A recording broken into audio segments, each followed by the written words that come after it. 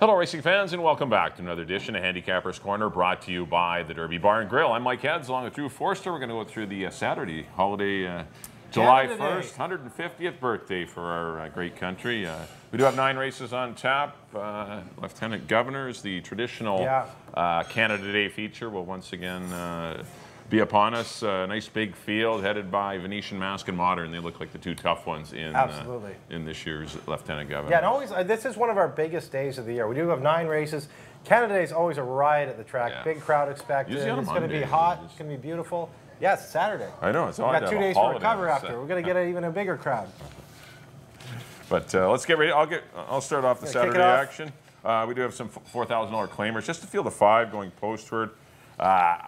I'm going to give Merlot one more shot to defeat Cedarburg. I think it's between those two horses, Cedarburg and Merlot. I agree. We pretty much saw this entire field run against each other a couple of weeks back, and they're all signed on again. Power to Believe makes things a little more interesting. I think he can have a say in the outcome of this race. But Power to Believe definitely has the ability maybe to threaten Cedarburg and Merlot. But I went to Merlot. I just thought the 4 weeks off in between races with no works, which isn't a good sign. I mean, there's a reason why you don't work horses.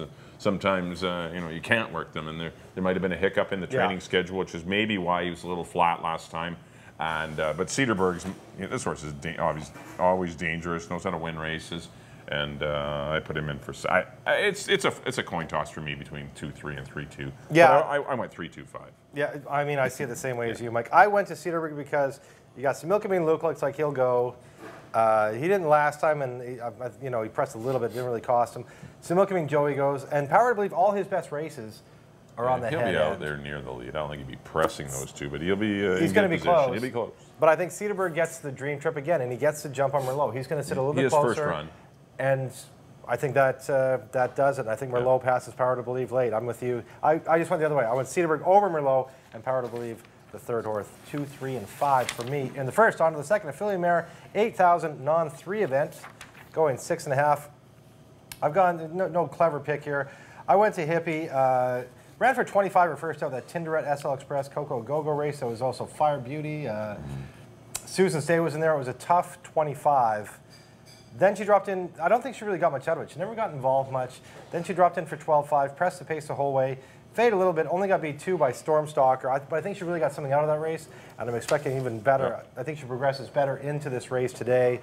A good style for the race. I mean, Don't Tell My Husband's going to be salty in here, but I really like Hippie. I got Don't Tell My Husband in the second spot. Now she's got an out. It was a good second and an 8 on 3, a tough 8 on 3 with riding in the wind in there.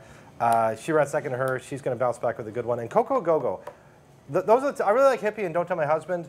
After that, I looked around. I went to Coco Go-Go because you can make a case for the gray one to have a better start in her second start. Velvet Rose getting back to a more reasonable level at 8,000. But I put Coco Go-Go. Only got beat 3 3/4 by Omi. Big dropper last time. And that was at a 16 on 3. Now in for 8. I'll give her a chance for third. 5-1-3. Yeah, the 3 and 5 are definitely I would say the classier runners in the race. They've both been running in the tougher races.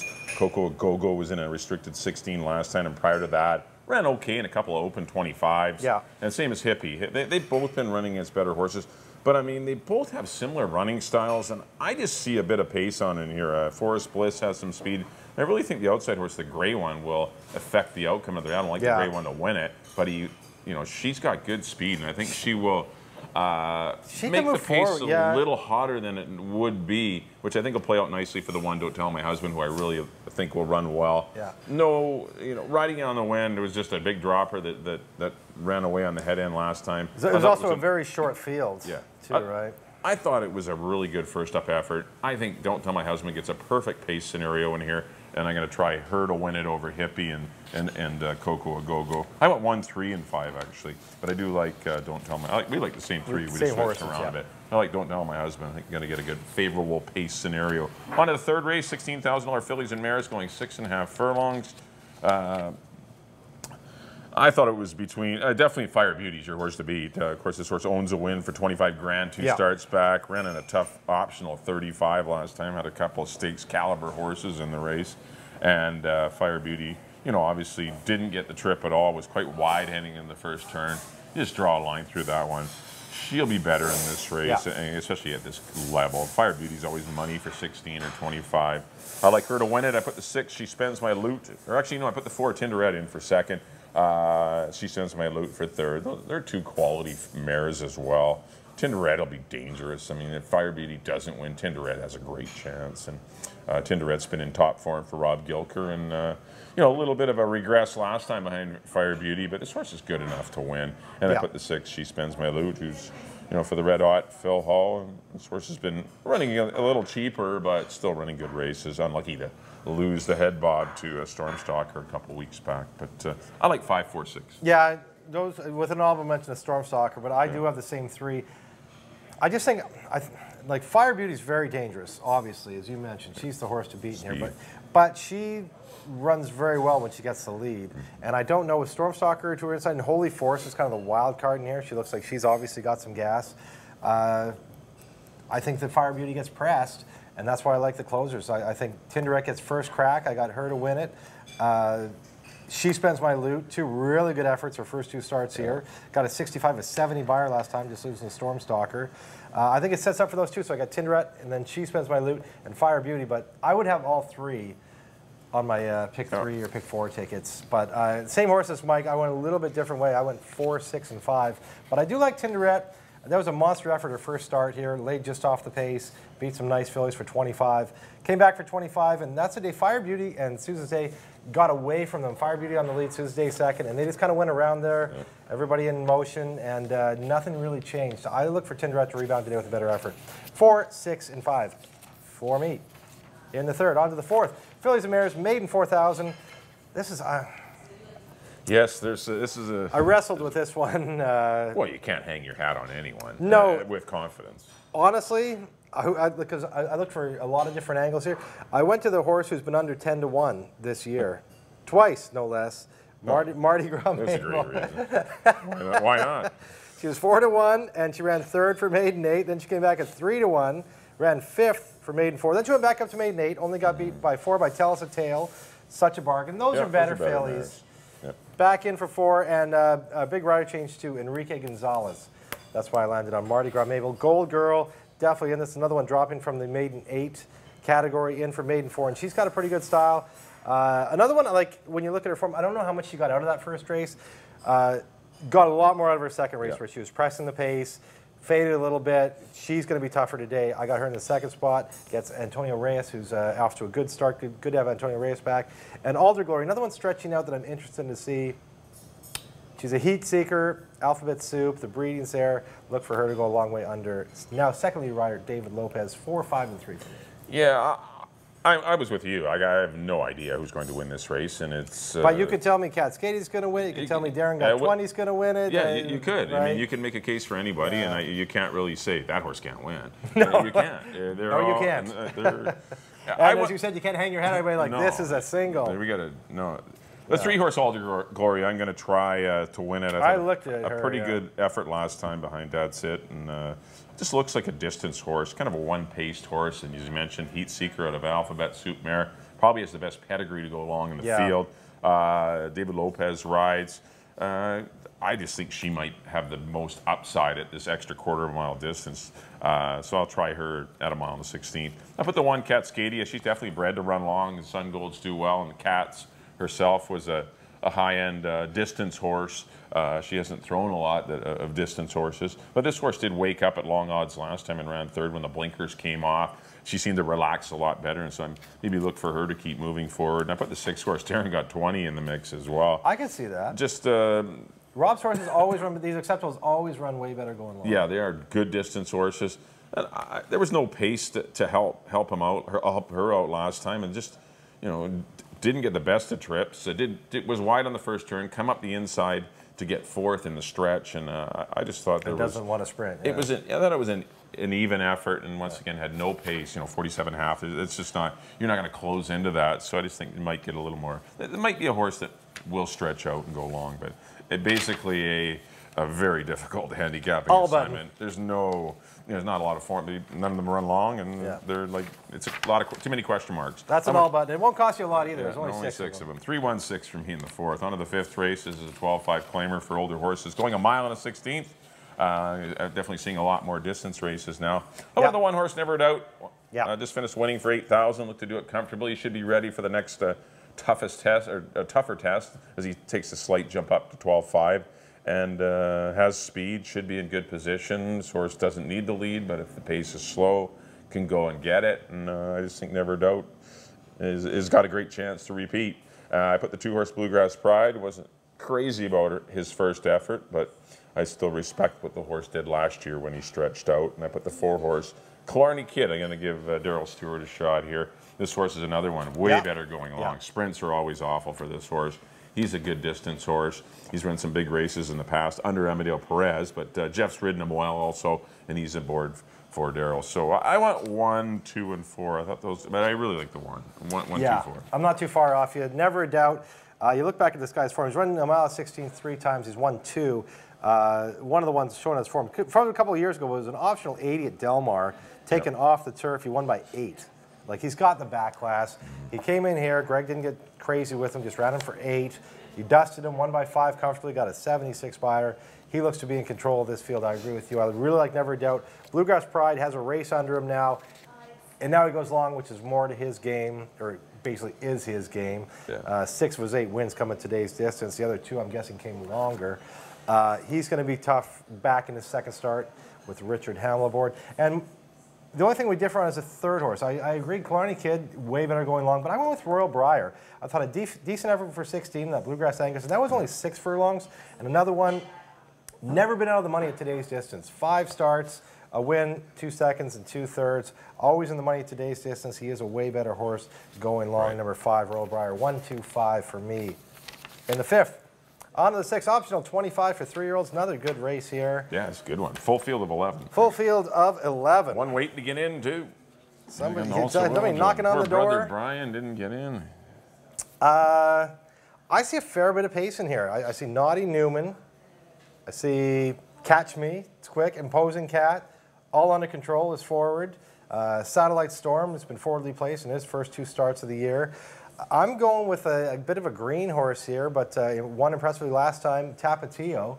I think it sets up well for him. Enrique Gonzalez takes the call. It moves to a new barn, Craig McPherson, who's batting 20% right now. Craig's perennially one of our top trainers. He's bred to go long, and I think that will help. He's spring at last of a Tappet mare. Beats Sanawar. We saw what Sanawar did when he came back long. He won by about a dozen or something. That was for 16, mind you. But this isn't, I don't know. I think Catch Me, if this was going long, sorry, this is 6.5 furlong. If this was going long, I think Catch Me going long is going to be tougher. But I land on Tapatio because I see a lot of speed. I think it sets up for him, and I think this horse has a lot of upside. So, but Tapatio on top of Catch Me. My worry about Catch Me is that he's going to be pressured early, and that could hurt his chances. Same with the Imposing Cat, my 3rd horse out of the Glen Todd barn. This horse has a fair bit upside. Won impressively for 16 his first start because he could run protected. Came back in one of these races, only got beat a length and a quarter by Catch Me for 2nd and behind Salzburg, who's won a couple. So those are my 3 in a very tough race. We can make a good case for a bunch of these, but I went 1, 6, and 7. Yeah, I didn't see the same amount of speed that you do. I just don't see a pace scenario. Tapatio's a neat horse. He did win that was a 4-horse race, so the traffic was obviously at a minimum for Tapatio, and Skylar gave him a great ride. But still, I'm not saying the horse can't move forward off of that race, and it was an encouraging win, and he won quite comfortably. I like Catch Me. I don't think he's going to the front. I think he's going to lay in behind. Yeah, he came from off it last time. I think it's gonna 7, 10, and 6. I think will be the first three heading around the first turn. The inside 5 horses don't have speed. All under control is not really a speed horse. He can, if it's 23 flat, he can be out there.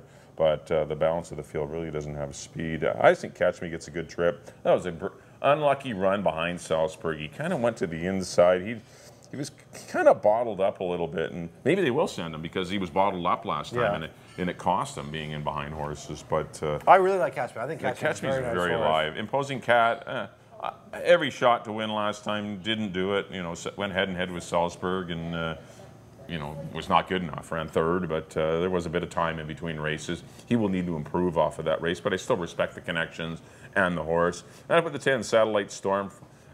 This horse chased Salzburg. I thought the first race was very good, chasing him. Last time he broke quite slowly, and he didn't get the same trip, and he ran in mid-pack, but he worked well in 59 and 3.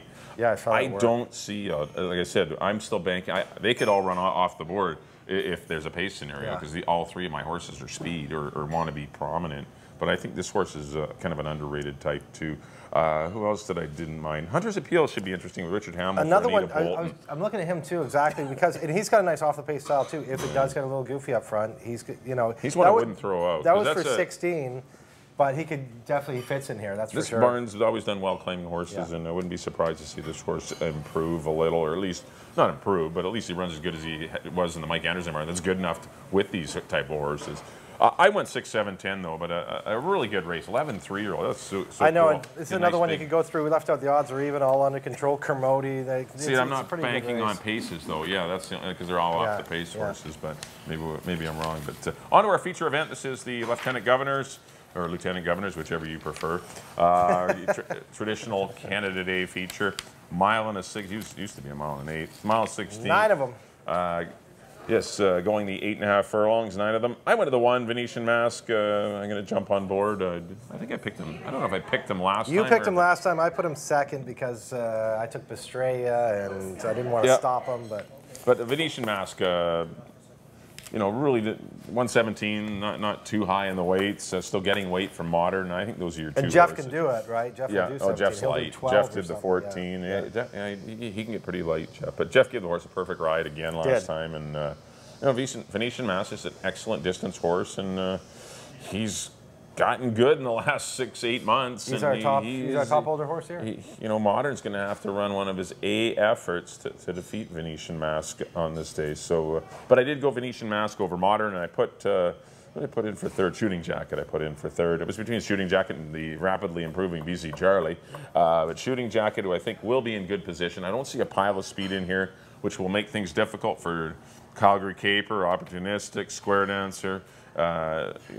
Crackdown's going to go, Modern's going to sit off him, and Venetian Mask sits third. I see the pace being honest but not contested, and that's what hurts maybe some of the closers. But I want 1, 4, and 2. I went with Venetian Mask as well, just because he's versatile, and if Modern is walking, he's going to go up and he can sit right off him, and if he's rolling, he can come from further back. Crackdown's going to, maybe Crackdowns take care. should help.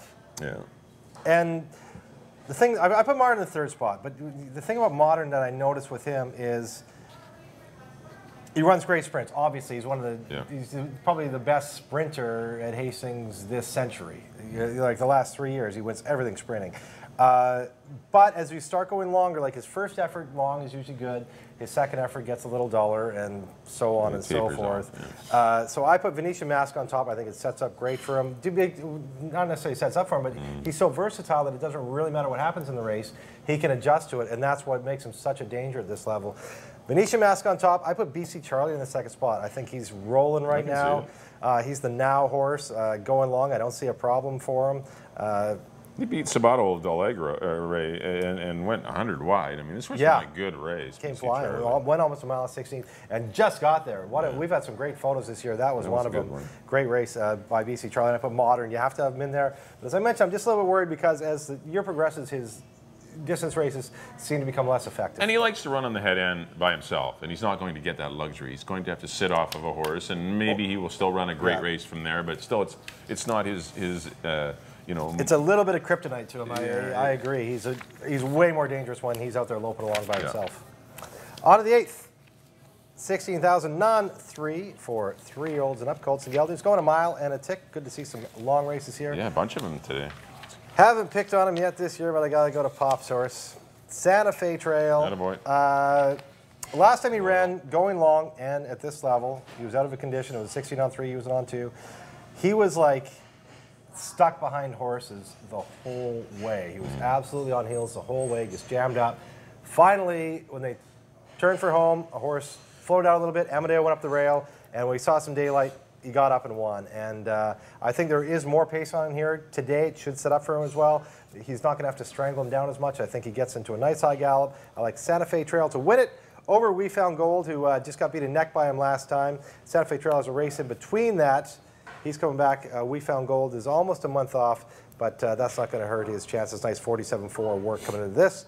We Found Gold in the second spot, and I put Great Promise in the third spot. He comes out of that same race as those three. No clever picks here. Only got beat 3/4 length, and he was way on the outside. Santa Fe Trail did get up the rail. So those are my three. 5, 1, 6. They were in a bunch last time they ran together. And they probably will be again. I agree with your assessment of that race. I did go to Great Promise to win just because I thought he took the worst of it in that race. He was 4 and 5 wide the entire trip.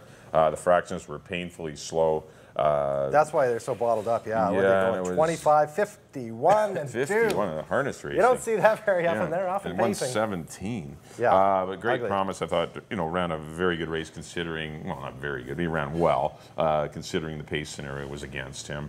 The one horse We Found Gold had every shot to win, but was out there on that pedestrian pace and couldn't seal the deal. But I still think David Lopez got a lot of run out of this horse last year, and he's back aboard. Yeah. And I was between Santa Fe Trail and PS Diamond Cutter. I put it in the 2, but no strong pick. But I think 6 and 1 of your horses in here. Hope I'm not missing anyone. Sunscape, no. Laguna Blaze, no. Torneador, good enough if he can route. Yeah. He's an interesting horse, Torneador. Silent Eagle, a 3-year-old tackling older, pardon me.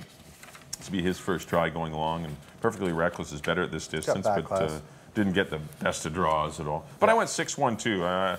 It's still going to need some luck to win it with Great Promise because he has no speed, but 6-1-2 for me in the 8th. On to the 9th and final. Maiden special weight for fillies and mares, going 6.5 furlongs. Ended up on the 4 Sunspaw, kind of like the horse last time. I'm going to follow her back. Not going to get 12 to 1 on her, but I thought she ran a good race behind Sail On By, who ended up running in the stake last weekend. Yeah, ran third in the stake. Yeah. And behind the ever more dazzling Dawn. But Sunspaw, I thought, ran a good race for her first start of the year. Same as the one, Jaina. I thought she was very good. She chased Eco Charge, who was out there on the head end and ended up tiring. She's been off for a little bit, but has come back to work reasonably well. And I put the 2 horse, High Applause, for Craig McPherson in the River's Edge Racing Stable. Goes on Lasix. A couple of runs last year. Didn't show much in those races, but still respect the connections, and the work tab has been okay. This horse has been in training here for quite a while. I went 4, 1, and 2. I thought those were your 3 horses in this one. I have very little to add. I have Sunspaw on top. The only thing I did different, I put High Applause in the second spot. Debuts the Lasix program, was running as a 2-year-old, which you always do, but was running against boys, now gets in against straight girls, and encouraging to see Enrique Gonzalez take the call. So I put High Applause in second, and Jaina, obviously a horse that could improve off her first start, in third. 4, 2, and 1 for me in the nightcap, the 9th race. Yes, on nice Canada Day. We don't get many 9 race cards. I think No, we'll get it's one good, especially on Canada Day. BC Cup Day, we'll get it, and I think we'll get 9 or 10 on Derby Day. But Derby those Day. are the only real, and maybe closing day. But A few of the special occasions, and Canada Day is definitely one of those. 150th birthday for our great nation. That'll do it for our analysis of the races. Up next on Screen TV Picks. Here we go. In Mike, race as always, number 1, I went to the man who was there for the birth of the nation. The birth of the nation. Yes, he was. I went to the 3 Merlot. I'm going to try start off with a little glass of red wine in the opener. 3, 2, and 5.